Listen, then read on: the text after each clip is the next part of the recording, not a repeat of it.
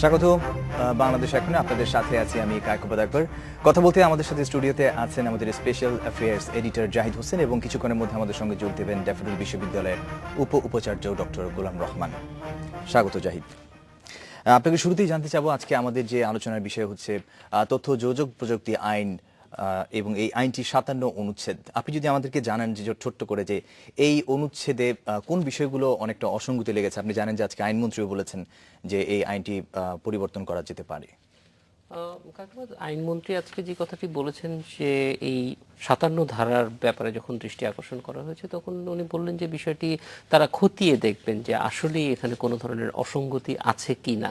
তো আমাদের যেটা মনে হয় যে এইখানে মূল যে অসঙ্গতির জায়গাটি সেটি হচ্ছে যে আইনে বলা হয়েছে কতগুলি বিষয় যেগুলি অনেক বড় বড় বিষয়। ধরেন আপনার ধর্মীয় বোধ, আপনার মান অপমান, এই বিষয়গুলি যদি কেউ কোনো ধরনের তথ্য ও যোগাযোগ প্রযুক্তি ব্যবহার করে হানি হয় এরকম কোনো কর্মকাণ্ড করে তাহলে তাকে আইনের আওতায় আনা যাবে, বিচার করা যাবে। এবং সেই প্রক্রিয়াটিতে প্রশ্ন উঠেছে এই জন্য যে ধরেন আমরা যখন দেখি সত্যিকার অর্থেই তথ্য যোগাযোগ প্রযুক্তি ব্যবহার করে মানুষের জীবনহানির মতো ঘটনা ঘটছে। আপনি যদি রামুর ঘটনাকে একটা উদাহরণ হিসেবে নেন, যে ফেসবুক ব্যবহার করে সেখানে এক ধরনের প্রোপাগান্ডা ছড়ানো হয়েছে, কিন্তু সেই ঘটনায় কিন্তু আমরা দেখি না যে বিচারের কোনো কর্মকাণ্ড হয়েছে। এই ঘটনার ফলে মৃত্যু কিন্তু আর একটা পরের ঘটনা, কিন্তু মৃত্যুর আগে যে এই যে বিষয়টি প্রচারণা হয়েছে, মানুষ জেনেছে, এবং যদি তথ্য ও যোগাযোগ প্রযুক্তি আইনের কথা বলেন সেখানে কিন্তু সুনির্দিষ্টভাবে বলা হচ্ছে।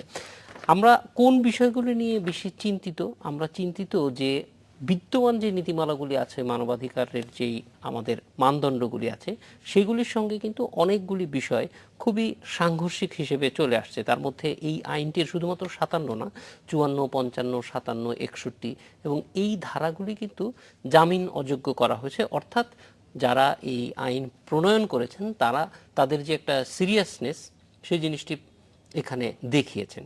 এবং সেক্ষেত্রে আমাদের মনে হয় যে কোন কোন বিষয়গুলি, যদি 57 ধারাটা আমি যেটি আপনি জানতে চাচ্ছিলেন খুব সংক্ষেপে বলি, যে এই ধারায় মিথ্যা, অশ্লীল, মানহানিকর, উস্কানিমূলক, রাষ্ট্রের ভাবমূর্তি ক্ষুণ্ণ কিংবা ধর্মীয় অনুভূতি। এখন দেখেন, রাষ্ট্রের ভাবমূর্তি ক্ষুণ্ণ এবং ধর্মীয় অনুভূতি এই বিষয়গুলি কিন্তু ইতিমধ্যেই আমাদের ফৌজদারি কার্যবিধিতে বিস্তারিতভাবে এসেছে।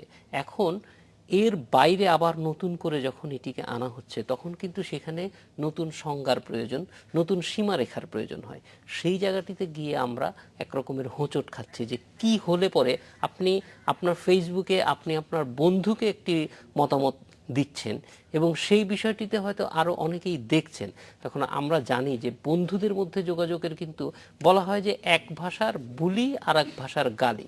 কারণ ভাষা আসলে আপনি কি বলছেন সেটাই শুধু হবে না, এটা কোড এবং ডিকোড, এনকোড করছেন আপনি, ডিকোড করছেন আর একজন, ঠিক না? ফলে যেটা হয় যে আপনি কি বুঝবেন আর আমি কি বোঝাতে চেয়েছি এর মধ্যে কমিউনিকেশনে সবসময় একটা পার্থক্যের কথা বলা হয় এবং সেই পার্থক্যটা তৈরি হয় কিন্তু সম্পর্ক ভেদে। আপনি বন্ধুর সঙ্গে যেভাবে কথা বলতে পারেন আপনি আপনার কলিগের সঙ্গে সেভাবে কথা বলতে পারেন না। একই শব্দ আপনি যখন একটা বন্ধুর পরিবেশে ব্যবহার করছেন তখন এটা অশ্লীল হিসেবে বিবেচিত হবে না, কিন্তু সেই শব্দটাই যদি আপনি ক্লাসরুমে ব্যবহার করেন সেটা অশ্লীল হিসেবে বিবেচিত হবে। ফলে এই যে মানে বিষয়গুলি চলে আসতেছে যে সামাজিক যোগাযোগ মাধ্যমকে যখন আপনি একটা আইনের আওতায় নিয়ে আসতেছেন তখন কিন্তু এইগুলি নানান ধরনের সমস্যা তৈরি করবে। জাহিদ হোসেন, আমরা এই বিষয়ে আরো কথা বলবো এবং আপনার কাছে জানতে চাবো যে কেউ কোনো কমেন্ট করলো ফেসবুকে, এটা সীমারেখা কতখানি হলে পরে এটা অশ্লীল হবে না, সে কি করে জানবে এটা? এই বিষয়ে আপনার কাছ থেকে আমরা বিস্তারিত জানতে চাবো। তার আগে আমরা নিচ্ছি 1 মিনিট 10 সেকেন্ডের বিরতি। 1 মিনিট 10 সেকেন্ড বিরতি। বিরতির পর ফিরে এলাম, দেখছেন বাংলাদেশ এখন। জাহিদ হোসেন, আপনার কাছে প্রশ্ন রেখেছিলাম যে আমি কিছু বললে বা আমার বন্ধু কিছু বললে হয়তো এই সীমারেখা, এই গণ্ডি কতখানি হলে পরে অশ্লীল হবে বা কতখানি হলে পরে কুরুচিপূর্ণ হবে বা কারো মনে আঘাত লাগতে পারে, এটা কিভাবে, কোন সীমারেখা দ্বারা আপনি নির্ণয় করবেন? এই ক্ষেত্রে সীমারেখা নির্ধারণ করা খুব কঠিন, কারণ এটি আপনি জানেন যে প্রত্যেকটি সম্পর্কের ভিত্তিতে কিন্তু এই যে অর্থ পাল্টে যায়, ঠিক না? এখন এই অর্থ পাল্টে যাওয়ার ব্যাপারটা অনেক ভিন্ন এবং সেটা সামাজিক প্রেক্ষাপট থেকে শুরু করে মানুষ কিভাবে কথা বলে। যেমন ধরেন নজরুল সম্পর্কে একটা গল্প আছে আমার বড় ভাইয়ের কাছ থেকে শোনা, যে পুরনো ঢাকায় যখন এসেছিলেন তার সঙ্গে একজন ছিলেন, তাকে তার একটা স্মরণ সভায় নিয়ে আসা হয়েছে। তো প্রথমেই তিনি বললেন, হালায় নজরুল জবর পোলা ছিল। তো এখন বাংলা একাডেমির মতো একটা জায়গায় সেখানকার মানুষের কাছে হঠাৎ কানে লাগছে, কিন্তু কষ্ট লাগতে উনি পারে কিন্তু তাদের। বলছে তার হৃদয় থেকে, কারণ এইটাই তার ভাষা, এইটাই সে এইভাবেই এক্সপ্রেস করবে। এখন আপনি যদি বলেন যে বাংলাদেশের জাতীয় কবিতাকে একটা গালি দেওয়া হয়েছে, তাহলে কি সুবিচার করা হবে ওই লোকের প্রতি? কিন্তু না। সেক্ষেত্রে একই সাথে আমি আরেকটু সংযোজন করতে চাই, তাহলে এরকম একটি ঘটনা 1 কোটি টাকা অর্থদণ্ড না, অথবা এখন যাবজ্জীবন কারাদণ্ড। সেখানেই বিষয়গুলি হয়তো এটি নতুন, এগুলিতে অবশ্যই যে কোনো আইন কোনো আপনার পরিবর্তনশীল। This is a living document, আমরা যে কোনো সময় পরিবর্তন করতে পারি। আমরা দেখছি যে এর ভিতরে কিছু সমস্যা আছে, এবং গোড়ায় যে কথাটি বলেছিলাম সেটি হচ্ছে যে আইনটা ভালো এবং খারাপ পরিণত হয় কিন্তু তার চর্চার মধ্য দিয়ে। রামুর ঘটনার জন্য এখনো পর্যন্ত আমরা কাউকে অভিযুক্ত করে বিচারের সম্মুখীন করতে পারিনি, কিন্তু এমন অনেক ঘটনায় এই ফেসবুক ব্যবহারের কারণে, এবং সর্বশেষ যদি আমরা দেখি প্রবীর শিকদারের ঘটনা, তাহলে প্রবীর শিকদারের ঘটনাটিতে কিন্তু আইনের প্রয়োগটি খারাপ হওয়ার কারণে এই পুরো আইনটি প্রশ্নবিদ্ধ হয়ে গেছে, বিশেষ করে এই অংশগুলি যেগুলি মানুষকে এইভাবে হয়রানির দিকে নিয়ে যায়। ফলে সেটিও একটা গুরুত্বপূর্ণ বিষয়, যে বইয়ে কি আছে সেটা ব্যাপার না, বাস্তবে এটা কিভাবে প্রয়োগ হচ্ছে। যদি আমরা 57 অনুচ্ছেদ নিয়ে আরো কথা বলবো, আমরা একটা বিরতির পর ফিরে আসছি। নিচ্ছে একটা বিরতি, সঙ্গেই থাকুন, ফিরে আসছি খুব শীঘ্রই। বিরতির পর স্বাগত আরেকবার, দেখছেন বাংলাদেশ এখন ইন্ডিপেন্ডেন্ট টেলিভিশন। এর মধ্যে আমাদের সাথে যোগ দিয়েছেন ড্যাফোডিল বিশ্ববিদ্যালয়ের উপাচার্য গোলাম রহমান। আপনাকে স্বাগত আমাদের স্টুডিওতে। আমরা কথা বলছিলাম আইসিটি অ্যাক্টের 57 অনুচ্ছেদ নিয়ে। স্যার, আপনার সাথে কাছে শুরুতেই জানতে চাইবো যে 2006 সালে এই অ্যাক্টটি হয়েছিল এবং 2009 এর সংশোধন করা হয়েছিল। এর মধ্যে আমরা দেখেছি যে অনন্ত, বিজয়, তারপর অনেক ব্লগারই নিহত হয়েছে। তো এই যে নিহত হচ্ছে, এই সামাজিক যোগাযোগ মাধ্যমে কিন্তু স্যার স্ট্যাটাস দিয়ে হয়তো কেউ মন্তব্য করে, এর সীমারেখা কিভাবে স্যার আমরা তৈরি করবো? জাহিদ হোসেন একটু আগেই বলছিলেন যে আমি যে কথাটি বলছি সেটা অন্যের কাছে খারাপ লাগতে পারে, সেক্ষেত্রে এটা অ্যাভয়েড করার কি উপায় আছে? ধন্যবাদ। এই আইনটির কারণেই যে ব্লগাররা নিহত হচ্ছে বিষয় কিন্তু তা না, বিষয়টা একটু ভিন্ন। তবে এই আইনটি সম্পর্কে নানা ধরনের আলোচনা আছে। আলোচনা এই জন্যে যে এইটি ইনফরমেশন কমিউনিকেশন টেকনোলজি অ্যাক্টের 2006 এবং 2009 যে সংশোধন, তাতে করে দেখা যায় যে এক ধরনের ব্ল্যাঙ্কেট কভারেজ দেয় আর কি, মানে একেবারে উপরিতলভাবে সব কিছু যেন এই একটি ধারাতেই মানে গোছানো, এমনভাবে যে ফ্রিডম অফ এক্সপ্রেশন কোনো না কোনোভাবে কার্টেলড হয়। এখন যেহেতু আজকে যখন আমরা দেখছি প্রযুক্তি অনেক বেশি অ্যাডভান্স করেছে এবং প্রযুক্তিকে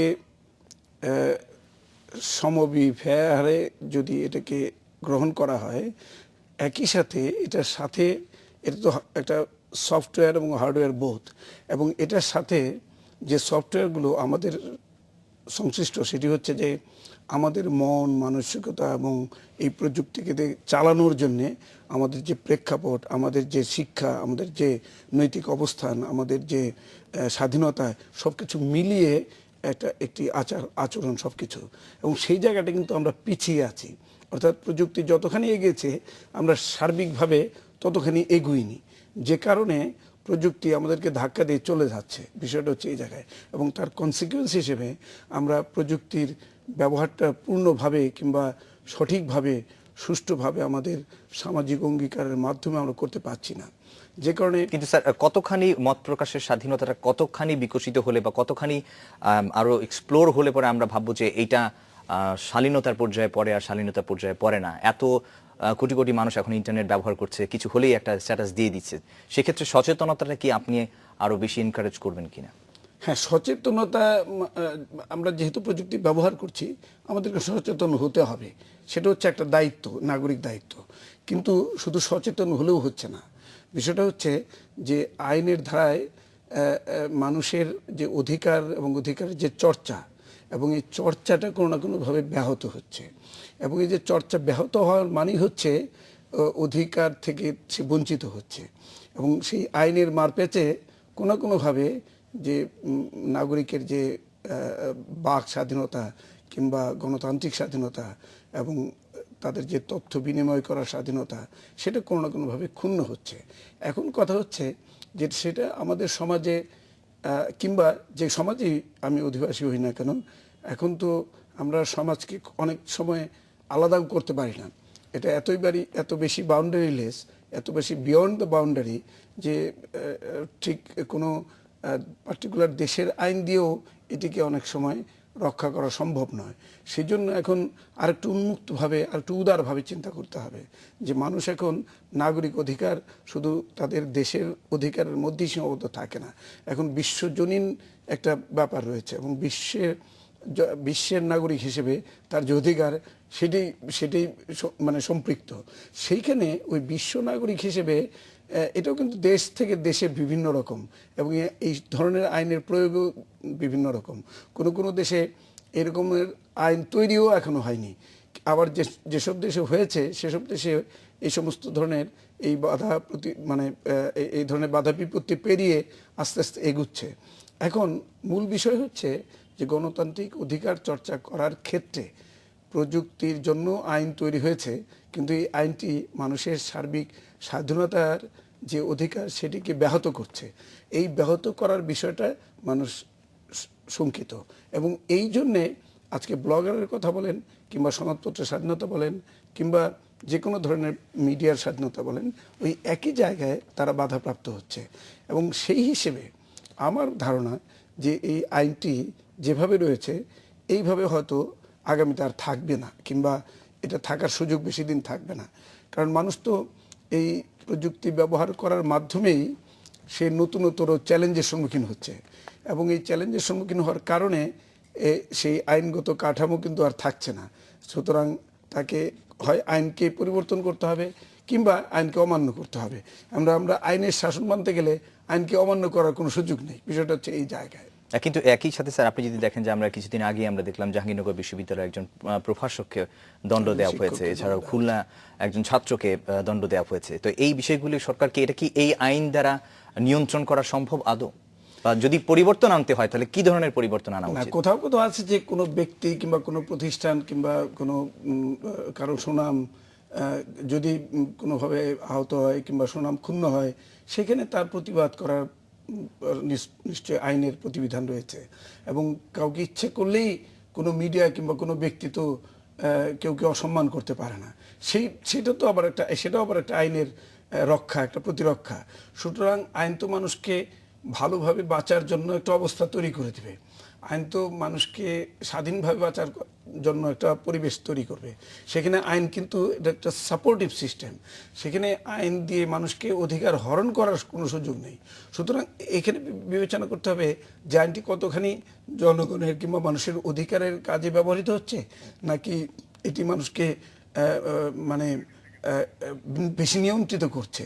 স্যার আমি যদি 1 মিনিটে আপনার কাছ থেকে জানতে চাই যে এই 57 অনুচ্ছেদ আপনি কি ধরনের পরিবর্তন চান যদি আপনাকে পরিবর্তন করতে বলা হয়? আমার মনে হয় যে আইনের এটা আইনজ্ঞরা আরো বেশি ভালো করে বুঝবেন, কিন্তু আমার মনে হয় যে মানুষের অধিকার গণমাধ্যম সংশ্লিষ্ট, হ্যাঁ, মানুষের শুধু গণমাধ্যম নয়, এটি মানুষের ব্যক্তিগত অধিকারের পর্যায়ে। সুতরাং যদি গণমাধ্যম এবং মানুষের সাধারণ অধিকার হয়ে থাকে, সেক্ষেত্রে তার অধিকার অর্জনের স্বাধীনতা থাকতে হবে এবং সেখানে সেটা প্রকাশ এবং চর্চার স্বাধীনতা থাকতে হবে, কিন্তু অহেতুক কাউকে আহত কিংবা অহেতুক কাউকে মানহানি করা যাবে না, এটাও লক্ষ্য রাখতে হবে। জাহিদ আপনি কিছু বলবেন কি?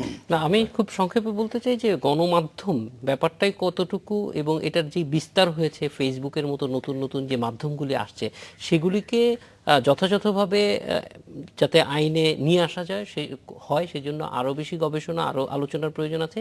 এই আইনটি এখানেই শেষ হয়ে যাওয়া উচিত না, যেহেতু প্রশ্ন উঠেছে আমার মনে হয় যে এটা পুনর্বিবেচনা করা প্রয়োজন। আপনাকে অনেক ধন্যবাদ স্যার, আপনাকে অনেক ধন্যবাদ আমাদের স্টুডিওতে আসার জন্য। এই ছিল বাংলাদেশ এখনে, দেখা হবে আগামীকাল। সেই পর্যন্ত ভালো থাকুন, সুস্থ থাকুন।